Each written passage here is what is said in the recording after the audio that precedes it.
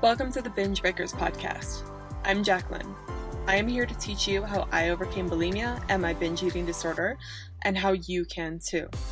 Through simple steps of mind management, repairing your relationship with yourself, understanding your habits, and intuitive eating. Disclaimer. This recording is not intended to be utilized as medical advice or a medical diagnosis. If you think you're in need of medical attention or treatment, please seek it immediately. This recording will also contain sensitive subjects such as binging and purging, weight, and depression. Please listen at your own discretion and do what you think is best for you. Hey everyone, today on the podcast is an interview. I am talking with Natalia. You may know her as Binge Proof Brain. And those of you guys that are OG listeners, you've been listening to the podcast from the beginning, you'll know her because she was my second interview guest ever. And she took me on or agreed to be on my podcast a long time ago when it didn't have as many listeners and I was just a random person on Instagram, and I still kind of am. But she was kind enough to say yes. And the things that I love about Natalia is that she, first of all, is actually quite highly educated in the field of neuroscience, in the field of nutrition, but then also she's gone through her own journey, her own struggle with binge eating. I just love having conversations with her because she really brings to light all the different factors that are creating binge eating, and she's lived through it as well. So it's not like she's just giving this advice and she's never been through it. She knows what it's like to be completely out of control with food. Plus, I love her reels. They're great. Recently, actually, also her Instagram got, I saw this happen to two people actually. Her Instagram just got taken, just suddenly she couldn't get in there. And so she's had to start from the ground up with her Instagram, which had quite a decent sized following, and it just disappeared. So please show her some love on Instagram. It's just Binge Proof Brain, and follow her there. She's luckily she saved a lot of the content that she had, so she was able to repost it there. So definitely go check that out. Well, and then her podcast, Binge Proof Brain, is also excellent. And I listen to it occasionally myself when I need a little extra inspiration or just want to hear a different perspective. I hope you guys enjoy the episode. Please go ahead and give it a listen. I think we touched on some really great points. All right, I'll talk to you guys later. Bye. Hey everyone, welcome to the podcast. I'm here with a special returning guest. Natalia, I don't think you weren't my first guest, but you were second guest on my podcast ever. And Natalia was so kind to, say yes to me because I was just like, maybe had like 200 followers on Instagram. And I'm like, hey, would you want to be on my podcast? And she said yes. So kind of her. But she is a fabulous person, and I love all of her funny reels, and she's highly educated in the area of binging and struggled with binging herself. But if you want, you can go back to that previous episode, but I'll have her reintroduce herself now. Hi, Natalia. Thank you for being on the podcast.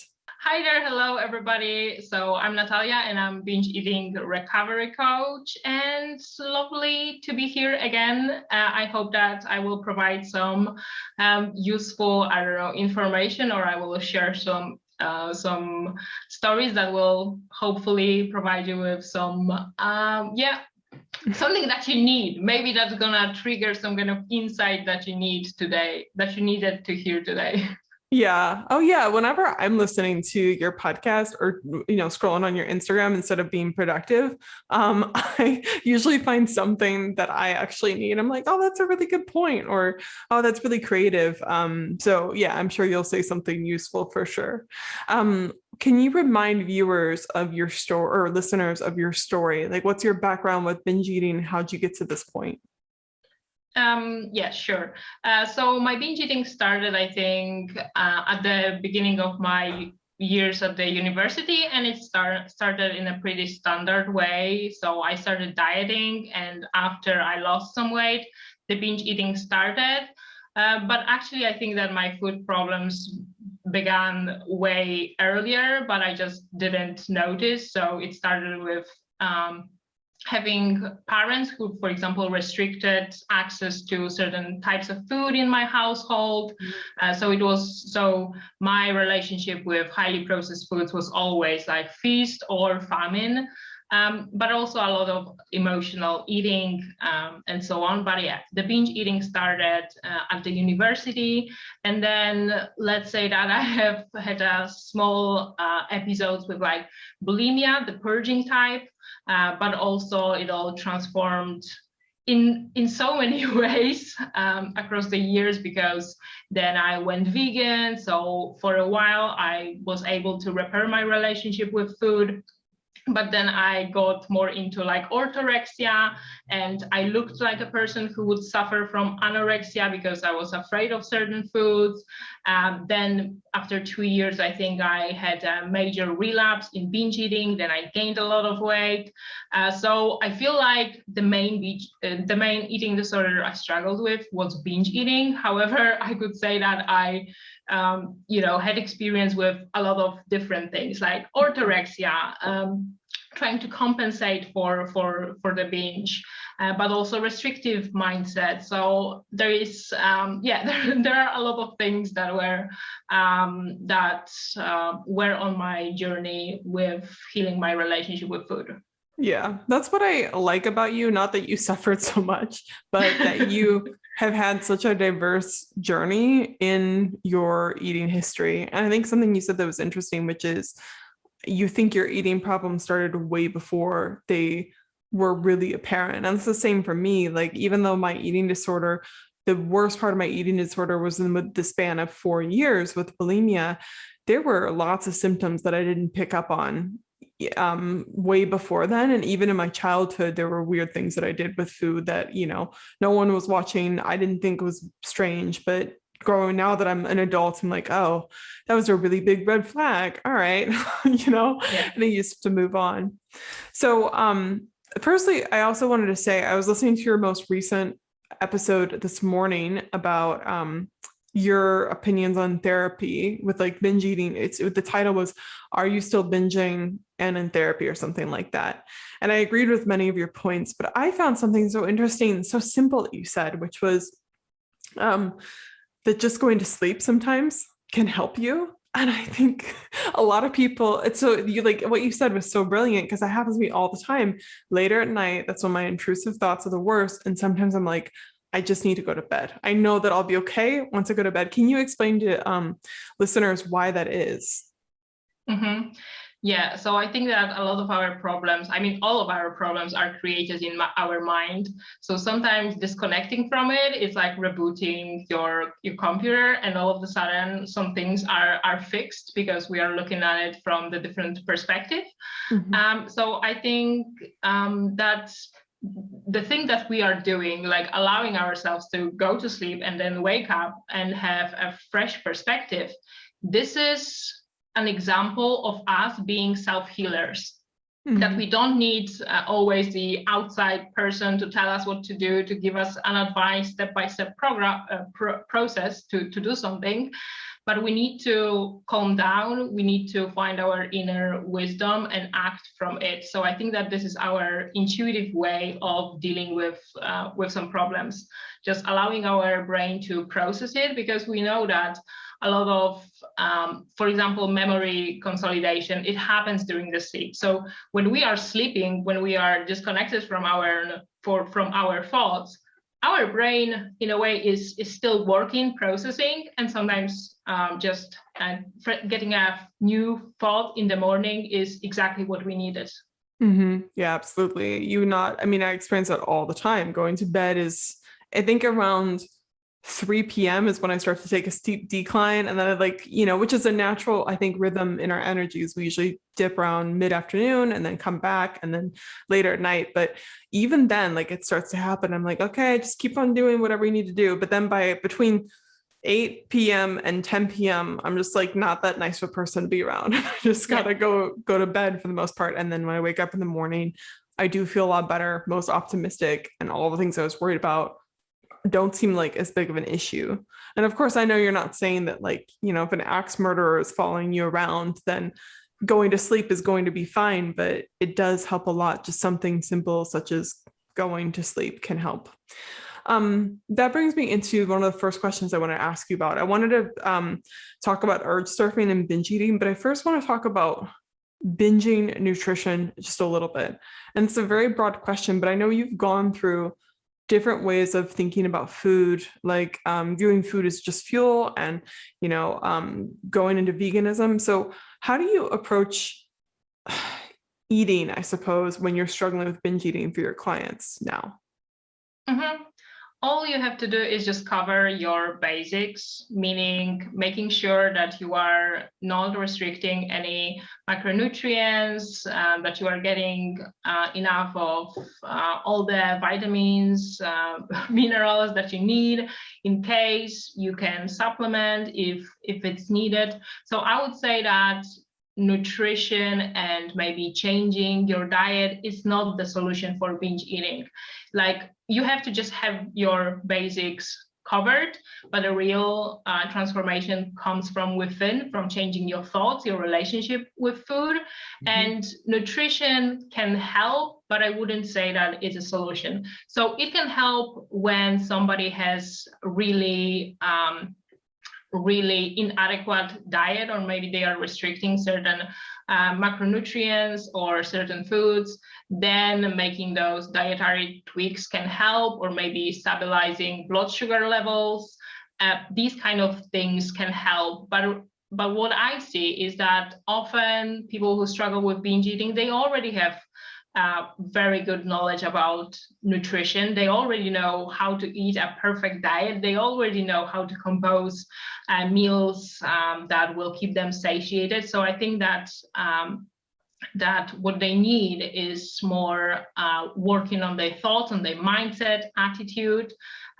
But again, it's not the case for everybody. So there are some people who, for example, every day go to fast food restaurants and they just, for breakfast, they have coffee with bagel and with jam or something like that. So in that case, yes, we can work on nutrition to make sure that they are eating satisfying meals, satiating and satisfying mentally.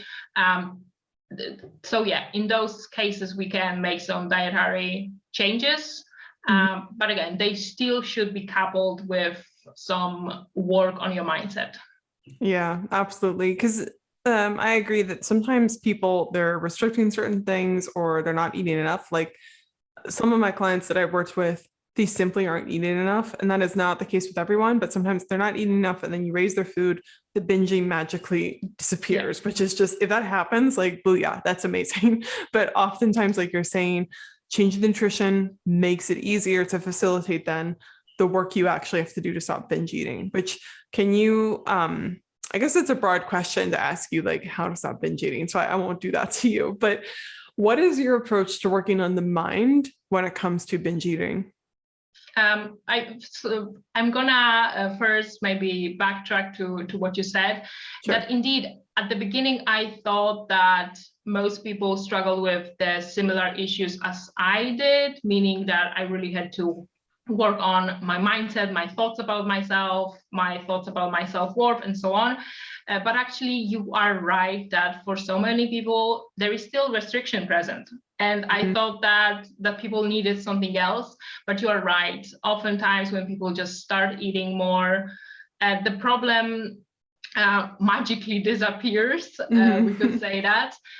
But indeed, we have to see the difference between that primal hunger and between urges to binge. And I think that people often confuse them. So when people recover from restrictive eating, disordered eating, they will think that those are urges to binge or this is emotional eating, but actually those are just primal responses. Your body is just hungry. So that's the primal thing we have to just work on. You have to get enough nutrition, enough energy to fuel your body. And you might be also confused about how much is enough, because during the recovery, enough may actually be a lot for some people, right? So it's just worth remembering. And now, could you repeat the question you asked? Well, now I have like more questions, but yeah, I certainly think it was excellent. Just moving on with that, because I think this will lead us into a good topic. You said differentiating between primal hunger and binge urges. And I know that is a big one people struggle with, and they find it so hard to differentiate. How do you propose people differentiate between those two? So I would say just first you have to take the action and make sure that you're eating enough. and then you may notice the differences, because I could describe it in a million ways, but if you don't feel it in your body, then it's actually not gonna be that helpful. So I think that allow yourself to eat adequately for a couple of, you can even notice it after a couple of days, but preferably weeks, and then you're gonna get a feel that this is something different. And I think that it's hard to describe, and it's better if a person really experiences that by themselves. And they may not experience those urges to binge, because maybe they were eating adequately for a while, and those primal hunger will just take care of their relationship with food, and they won't need to do additional work on urges to binge. Mm-hmm. Yeah. I find that what I typically tell people is that a hunger, just general hunger, not even necessarily primal hunger, which I'm imagining you mean is a more extreme hunger. General hunger usually doesn't feel as urgent or anxiety provoking. It can still feel anxiety provoking to some people because they have so many thoughts attached to it of like, oh my God, I'm hungry, so I'm going to binge. But general hunger usually feels a lot more physical and a lot less scary. And then I think binge urges feel a lot more urgent and anxiety provoking, and like you have to eat everything right now. Would you kind of agree with that? Yeah, totally. And even if we want to make a difference between regular hunger and maybe emotional hunger or urges to binge, yes, you're totally right. When we are dealing with the regular hunger, usually it feels more peaceful. Usually when we tell ourselves like, okay, 5 more minutes, 15 minutes, this hunger can wait. This hunger is also felt maybe more in your body, in your stomach area, not in your head. And usually, yes, this hunger is more patient. And however, urges to binge, they will feel like this is like a huge energy, and that energy needs to be released in some kind of way. So definitely urges to binge feel more urgent. They feel like restlessness, they feel like anxiety, and you do have a lot of those thoughts that are fueling that energy even further. Absolutely. So what brings us back to the original question I asked you, which is like, how do you propose people deal with those urges? What's your recommendation? It usually depends on a stage of the recovery, because again, for some people, maybe allowing those urges is still a good idea, like not fighting with it, not catastrophizing it, and learning to maybe modify the binge itself in a different way. Because I imagine that most people want to recover from binge eating just by stopping the binge before the binge happens. And unfortunately, that's often not the case. So if we would see the binge eating as a puzzle, we have to sometimes take it piece by piece and modify the binge in that way. So if there's a person right now who wants to recover from binge eating, they may assume that, okay, I'm still gonna be binge like 100 times. So if I know that in my bucket, I have like 100 binges, how I can maybe modify them a little bit to change that habit. Maybe after the binge, I can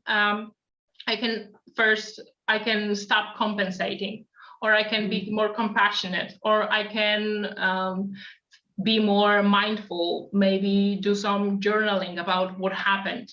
Maybe during the binge, we can modify the binge itself. Maybe you can be more mindful. Maybe you can actually sit down instead of like standing in your kitchen. Maybe you can turn off whatever you're watching while binging. So let's start with modifying those binges before we even get to a point that we want to prevent them from occurring.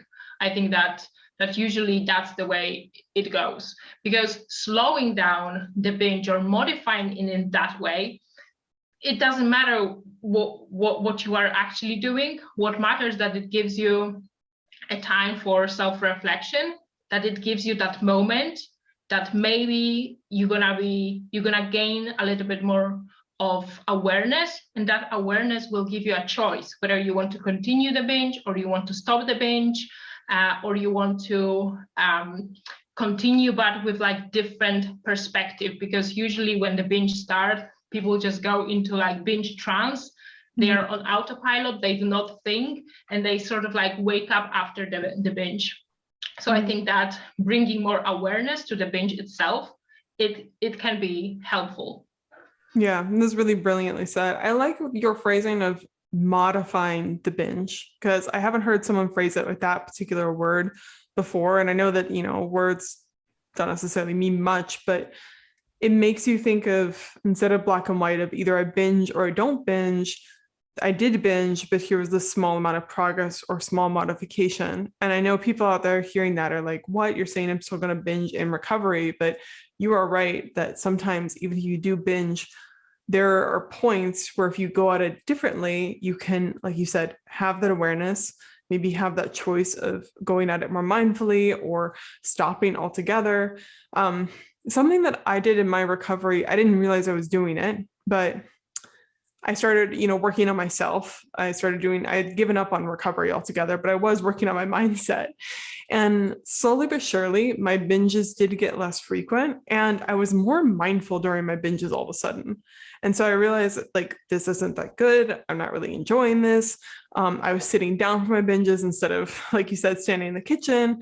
And it wasn't that conscious, but what was helpful about that is that I was slowly coming to the conclusion on my own, not trying to force myself, that I don't want to keep on doing this anymore. And I think that's what made my eventual like pausing, stopping much easier, is because I had come to that mindfulness awareness, like you're saying.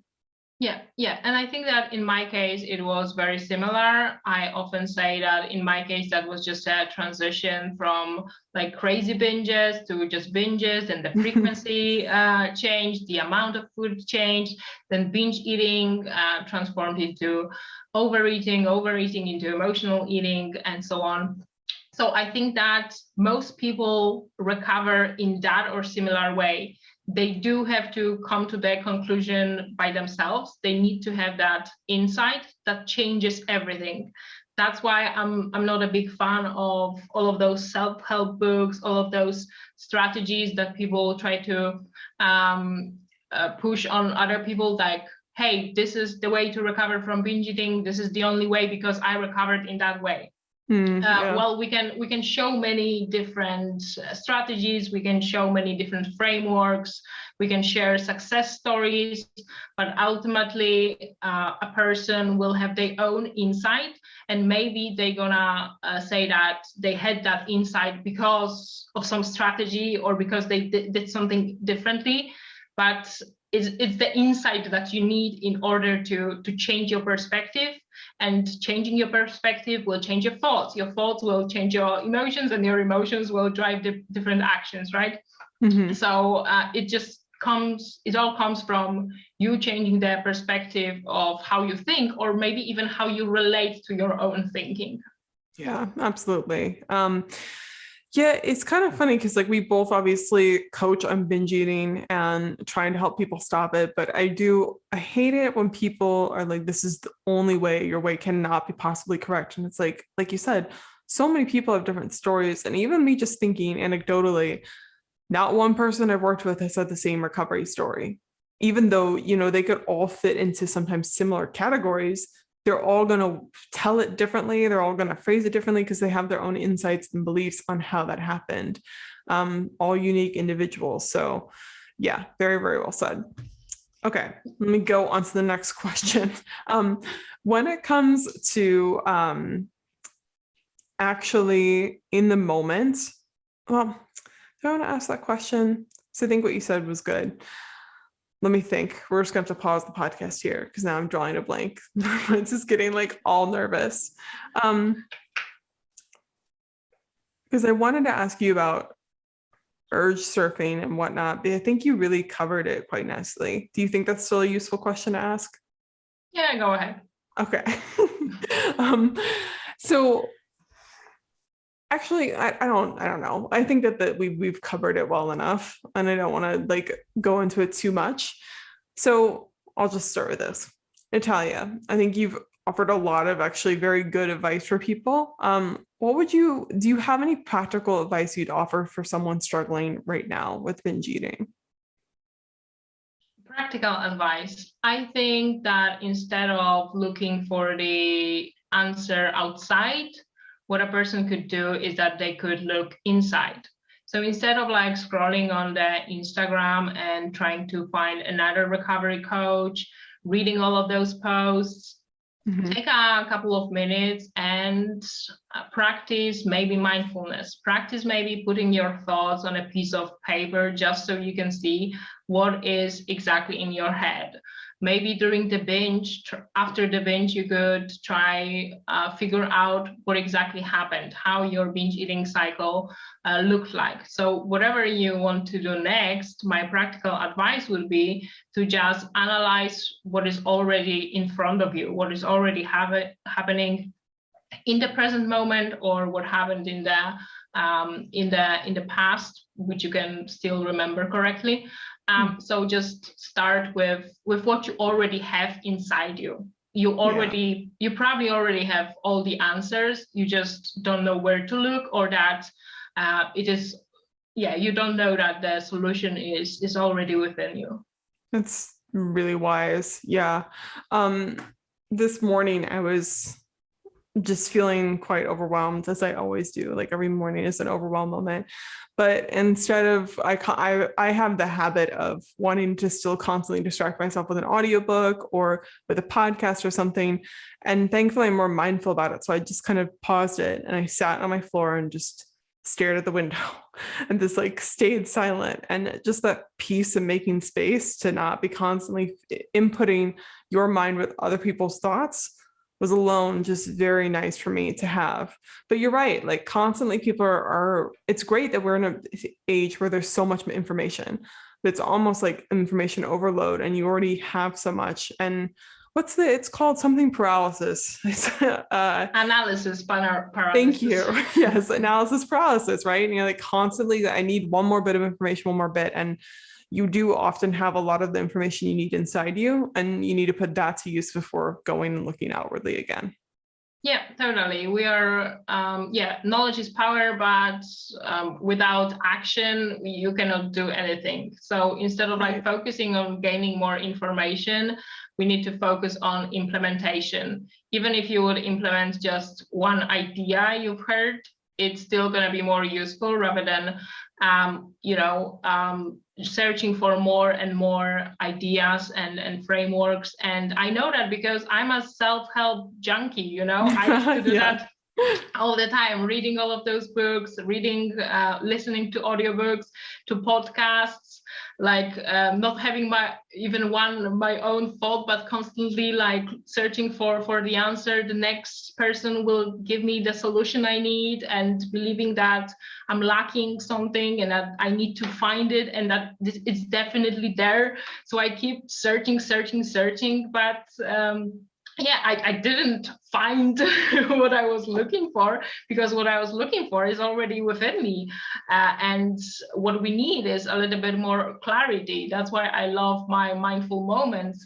And they allow me to take an action, not just listening to what other people have to say about what should be my next step, but really finding the solution for myself. So taking action from the standpoint when you do have that clarity, when you are listening to your intuition or inner wisdom, that's so much more valuable rather than the next self-help book that you want to buy. Absolutely. Yeah. And we both of us, I think we have nothing against self-help, but like it can become its own form of distraction and procrastination and whatnot. I was thinking too this morning when I was just sitting there, it was a good like 20 minutes. And I was like, when do I ever feel like this anymore? Because I mean, you remember when you're a kid, you have those moments all the time where you're not doing anything, where you're on a road trip or something, you're staring at the window bored, and it gives your life space. And I think if we're not careful, you're always trying to cram more and more into whatever you're doing. And it's like, if you just take a step back and let yourself chill, that's time. It's not wasted. It can just be peaceful and nice. And you don't have to be doing something constantly. And especially just cramming your mind with more information that it can't even hold on to. It's not good either. Yeah. Okay. Well, thank you so much for being on the podcast and all your helpful insight. I thought your answers were very well said, even though I couldn't pronounce that for some reason. Where can people find you? So I started my own podcast. So I think that would be the best place. I mean, I started it almost a year ago. So the podcast is called Binge Proof Brain. And that's probably the best place to find me, because on a podcast, probably we can share way more than on a short post on Instagram. Yeah, on a podcast, we can go a little bit more in depth into the topic, and we can be a little bit more nuanced. So you can find me on a Binge Proof Brain podcast, but also as a Binge Proof Brain on Instagram. Also on my website, also Binge Proof Brain. Hopefully when you Google Binge Proof Brain, you're gonna find me on some kind of platform. Absolutely. Yeah. And I listen to your podcast. I don't listen to every episode, but I think that the episodes are very candid, firstly. Like, you're very open and honest about your own experiences of what you do, but very helpful and practical and straightforward as well for what people are struggling with.